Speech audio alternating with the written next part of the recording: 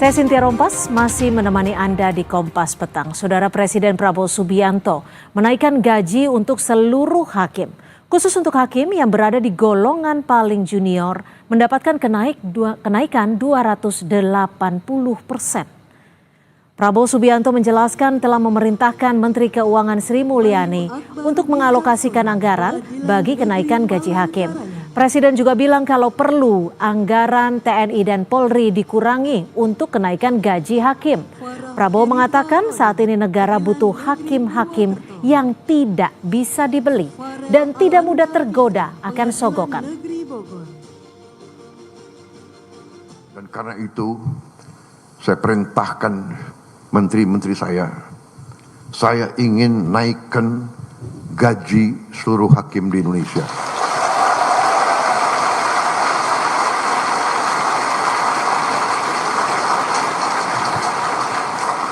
Cari uangnya, enaknya jadi presiden tuh tinggal perintah-perintah. Yang pusing menteri-menteri, terutama menteri keuangan. Saya minta dinaikkan, datang ke saya, segini Pak, kurang.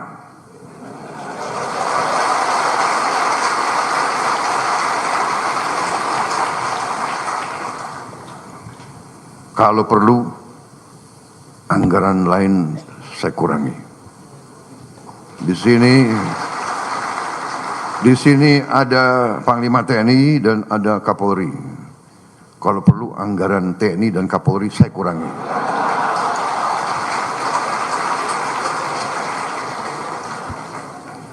Percuma kita punya polisi yang hebat, tentara yang hebat. Si koruptor, si maling, si bajingan itu begitu ke pengadilan lolos. Kasihan ini anak buahmu Kapolri. Jadi kita butuh hakim-hakim yang benar-benar tidak bisa digoyahkan, tidak bisa dibeli. Saya Prabowo Subianto, Presiden Republik Indonesia ke-8, hari ini mengumumkan bahwa gaji-gaji hakim akan dinaikkan demi kesejahteraan para hakim dengan tingkat kenaikan bervariasi sesuai golongan, di mana kenaikan yang tertinggi mencapai 280%.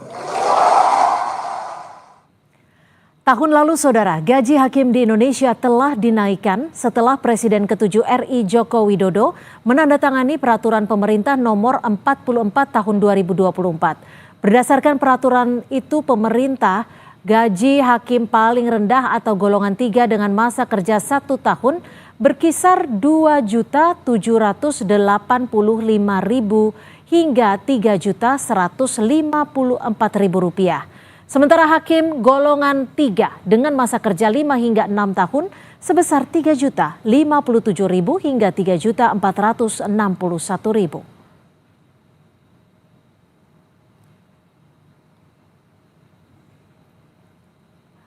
Saudara Presiden Prabowo Subianto menaikkan gaji untuk hakim hingga 280%. Sementara di tengah rencana pemerintah menaikkan gaji hakim, kasus korupsi menyeret sejumlah hakim dengan nilai suap yang mencapai miliaran rupiah. Apakah kenaikan gaji ini efektif mencegah praktik korupsi di kalangan hakim? Kita akan bahas bersama politisi Gerindra, sudah ada Bung Hendar Samarantoko, serta peneliti Pukat UGM, sudah ada Mas Zainur Rohman. Selamat petang Mas Zainur, Bung Hendar Sam, terima kasih sudah bergabung bersama kami di Kompas Petang. Saya ke Mas Zainur terlebih dahulu. Mas Zainur, ini kenaikannya bisa dikatakan cukup dan sangat fantastis. Untuk golongan terendah 280%. Tapi di sisi lain ada banyak kasus yang menjerat hakim. Tanggapan Anda? Ya, yang pertama kami apresiasi ya itikat baik dari Presiden Prabowo yang memperhatikan kesejahteraan dari hakim di Indonesia. Ini memang satu kebutuhan agar hakim bisa sejahtera. tadi disampaikan yang 2 juta itu adalah gaji ya, tetapi di luar itu masih ada banyak tunjangan. Kalau di total take home pay per bulan bisa belasan juta untuk hakim dengan posisi terendah. Untuk hakim agung take home pay-nya adalah ratusan juta. Sekali lagi saya apresiasi. Namun demikian ini bukan merupakan obat penawar untuk segala bentuk permasalahan korupsi di Indonesia. Ini tidak akan serta-merta otomatis menghilangkan korupsi. Yang akan direduksi adalah corruption by need, korupsi karena kebutuhan. Misalnya hakim dengan golongan rendah, tetapi kemudian ada kebutuhan tinggi karena sering mutasi, juga berada di daerah 3T sehingga kebutuhan hidupnya juga tinggi. Nah, itu akan menjadi solusi korupsi karena kebutuhan. Tetapi untuk yang corruption by greed tentu masih membutuhkan langkah-langkah lain. Tidak bisa sekadar berhenti pada soal menaikkan gaji. Misalnya hakim agung. Ada hakim agung menjadi tersangka tindak pidana korupsi bahkan sudah diputus bersalah. Ya. Itu take home pay-nya ratusan juta. Ada tunjangan jabatan, ada juga tunjangan mengadili perkara. Kalau dijumlah bahkan lebih dari 200 juta per bulan rata-rata. Tetapi toh juga masih melakukan korupsi. Sehingga memang langkah untuk mencegah dan mengurangi korupsi di peradilan itu memang harus komprehensif. Menaikkan gaji hakim di satu sisi itu bagus, tetapi juga masih ada kebutuhan-kebutuhan langkah lain di bidang reformasi di peradilan kita, Mbak Cynthia. Ya, tapi Mas Zainur artinya ini tidak ada jaminan ketika kenaikan gaji yang cukup signifikan ini bisa menekan atau bahkan menghilangkan korupsi, nepotisme, dan juga sogokan terhadap dunia peradilan Indonesia. Ya, setidak-tidaknya mengurangi adanya tekanan karena adanya kebutuhan dari hakim terhadap kebutuhan hidupnya. Tetapi kalau dikatakan ini akan menghilangkan tentu masih sangat jauh. Ya, sekali lagi contohnya adalah hakim agung take home pay-nya ratusan juta toh juga masih menerima suap. Sekali lagi ini menjawab corruption by need-nya, tetapi by greed-nya karena keserakaan ini masih membutuhkan reformasi peradilan secara keseluruhan. Tetapi saya apresiasi untuk porsi yang harus diambil oleh presiden ini merupakan satu langkah yang tepat. Kenapa? Karena kan eksekutif juga tidak boleh mencampuri urusan yudikatif. Presiden berusaha untuk menaikkan gaji hakim di satu sisi itu sudah betul, tetapi juga perlu misalnya karena ini kan integrated criminal justice system ya, ada kepolisian, ada kejaksaan. Pertanyaannya, apakah institusi penegak hukum ini juga diperbaiki kesejahteraannya? Apakah juga diperbaiki pengawasannya? Apakah diperbaiki tata kelola sumber daya manusianya? Ya. Apakah juga diperbaiki bagaimana sistem untuk mencegah mereka main perkara? Juga di kelompok Bang Hendar Sam gitu ya, misalnya advokat gitu ya. Advokat kita juga sampai sekarang dari sisi penegakan kode etik sangat lemah. Ini kan kita barbar bahkan ada orang mengatakan gitu ya. Ini bagaimana di kelompok advokat yang juga menjadi bagian dari masalah. Itu kan juga perlu perbaikan di kelompok advokat itu. Sehingga memang sekali lagi saya katakan yang ketiga kalinya, ini merupakan langkah tepat tetapi masih butuh langkah-langkah lain untuk memperbaiki dunia peradilan kita. Ini tidak akan kemudian serta-merta menghilangkan korupsi dari dunia peradilan. Ya, Bung Hendar Sam, ini urgensinya sebenarnya seperti apa? Karena kalau kita lihat saat ini seperti yang dikatakan Mas Zainur bahwa banyak juga hakim-hakim yang take home pay-nya sudah cukup banyak tapi juga masih greedy gitu loh. Masih serakah untuk mendapatkan uang dari penanganan korupsi atau penanganan kasus.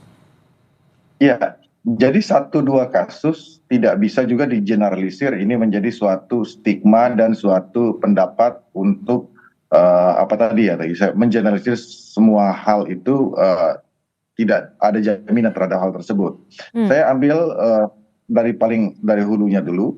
Apa yang dilakukan oleh Pak Prabowo ini adalah merupakan janji kampanye beliau. Pada saat di debat Perdana Capres-Cawapres 2024 itu di tanggal kalau nggak salah di tanggal 12 Desember 2023 beliau menyampaikan bahwa untuk memberantas korupsi hal yang paling fundamental itu adalah memperbaiki kesejahteraan hakim salah satunya. Kenapa hakim? Ya kan? Karena apa? Hakim adalah garda terakhir daripada pemutus di hilir suatu proses hukum. Dan oleh karena itu ya kan sebobrok-bobroknya itu nanti di tingkat hulunya Tapi apabila garda terakhir di tingkat hilirnya ini sudah berintegritas, maka oleh karena itu ini merupakan benteng terakhir. Memang saya sepakat dikatakan oleh Mas Zainur tadi bahwa ini merupakan salah satu instrumen, tapi ya kan perlu juga dilakukan pengawasan internal dan eksternal yang kuat, ya. Kemudian juga saya rasa dengan diberikan gaji dan insentif yang cukup, sanksi yang tegas juga harus beriringan dengan hal tersebut. Ya kan, artinya kalau kita bisa katakan kalau dengan gaji yang kecil ya tidak cukup, ya kan, tanda kutip melakukan tindak pidana, tentunya ada. Tapi Anda ingin menyebut bahwa hakim sebagai benteng terakhir keadilan ini dengan ditingkatkannya kesejahteraan mampu menjamin integritas mereka kah? Iya, kan gini. Jadi harus dilihat kan gini. Di beberapa negara ya seperti di Singapura, Denmark, Finlandia ini beberapa negara yang tingkat korupsinya itu sangat kecil, minim sekali ya. Hampir bisa dikatakan tidak ada. Ini tingkat kesejahteraan hakimnya salah satu yang tertinggi di dunia. Nah, itu kan jadi patokan dan parameter. Itu yang pertama. Yang kedua, ketika penghasilan hakim ini tinggi, maka profesi hakim ini benar-benar akan menjadi profesi yang favorit untuk di kemudian hari. Sehingga oleh karena itu akan menghasilkan ya anak-anak bangsa ke depannya, hakim-hakim yang berkualitas, ya, bukan hanya secara moral, etik karena ekosistemnya sudah baik, tapi juga hakim-hakim yang mempunyai kapasitas yang unggul. Jadi ini kan akan menjadi suatu ekosistem dan efek domino yang berkelanjutan ke depannya. Jadi memang tesis tentang masalah apakah ini bisa dijadikan patokan bahwa dengan gaji hakim tinggi kita bisa lihat di beberapa negara yang memang tingkat korupsinya sangat minim sekali. Mas Zainur, Anda tadi berulang kali menyatakan bahwa diperlukan pengawasan, diperlukan peraturan yang untuk memastikan bahwa ketika gaji sudah naik bisa berjalan beriringan. Pengawasan seperti apa yang paling tepat ketika hakim-hakim ini sudah menerima anggaran yang bisa dikatakan cukup fantastis ini? Ya, revitalisasi Komisi Yudisial. Komisi Yudisial itu sangat lemah posisinya saat ini.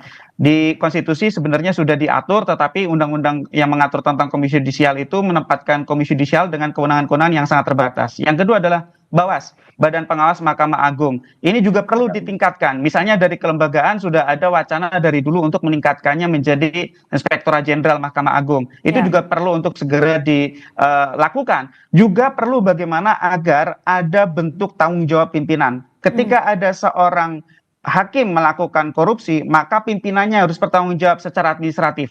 Yaitu apa? Dicopot dari jabatannya sesuai dengan satuan kerjanya. Kalau hakim di tingkat pertama, maka ketua pengadilan di tingkat pertamanya harus dicopot. Sebagai bentuk apa? Bentuk sanksi karena kegagalan melakukan pembinaan dan pengawasan. Itu juga sebagai bentuk stick and carrot agar ke depan bagi para ketua, bagi para pimpinan itu dapat melakukan pengawasan secara efektif sehingga resikonya menjadi tinggi kalau mereka kemudian tidak melakukan pengawasan dengan benar gitu ya. Nah, ini juga perlu diberikan apresiasi kepada internal Mahkamah Agung, misalnya hakim-hakim atau juga mungkin para pegawai yang mau untuk menjadi whistleblower.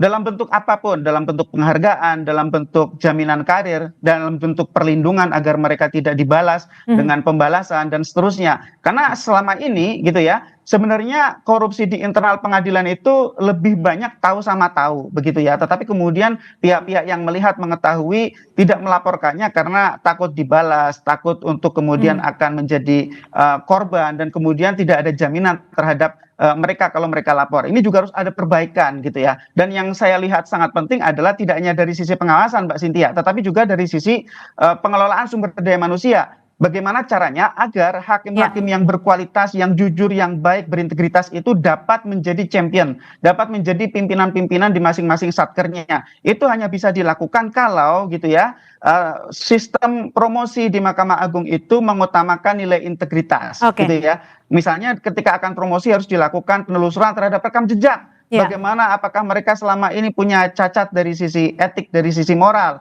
Itu yang kemudian harus diutamakan dibandingkan misalnya karena koneksi, karena lain-lain. Itu Mbak Cynthia. Baik, terima kasih Mas Zainur Rohman dan juga Bung Hendar Samarontoko sudah berbagi perspektif di Kompas Petang. Selamat sore.